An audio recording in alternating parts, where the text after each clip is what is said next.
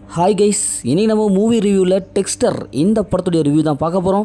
இந்த படம் தமிழில் தேட்டரில் ஒரு கிரைம் சஸ்பென்ஸ் த்ரில்லர் மூவியாக வெளிவந்திருக்கு. பொதுவாக தமிழில் நிறையா சைக்கோ படங்கள்லாம் வெளிவந்துருச்சு. ஆனால் இந்த படம் ஒரு வித்தியாசமான ஒரு ஸ்க்ரீன் பிளேயில் வெளிவந்திருக்கு. இப்போ இந்த படத்துடைய கதையை பார்க்கலாம். படத்துடைய ஹீரோயினியை கடத்தி ஹீரோவுடைய கண் முன்னாடியே கொலை செஞ்சு போட்டுருவாங்க. இதனால் ஹீரோ ரொம்ப அப்செட்டாக இருப்பாங்க. தன்னுடைய காதலை யார் கொலை செஞ்சா அப்படின்னு சொல்லிட்டு ஒரு இன்வெஸ்டிகேஷன் மாதிரி அப்படியே பண்ணிகிட்டே இருப்பார். எப்போ பார்த்தாலும் சரக்கு அடிச்சுட்டு ஒரு மாதிரி தெரிஞ்சிட்டு இருப்பார். இந்த மாதிரி சுச்சுவேஷனில் தான் அவங்களுடைய முன்னாள், அதாவது ஸ்கூல் டேஸில் கிடைச்ச ஒரு கேர்ள் ஃப்ரெண்டு ஒருத்தர் வந்து அறிமுகமாகுவாங்க.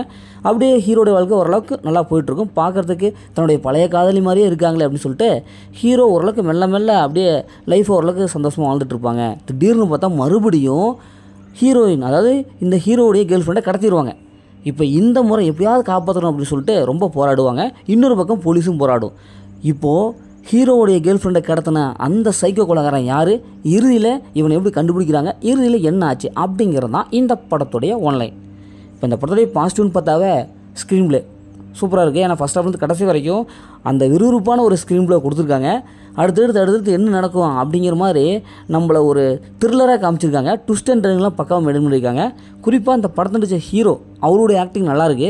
ஏன்னா அப்படியே ஜாலியாக சுற்றிட்டு இருக்கு.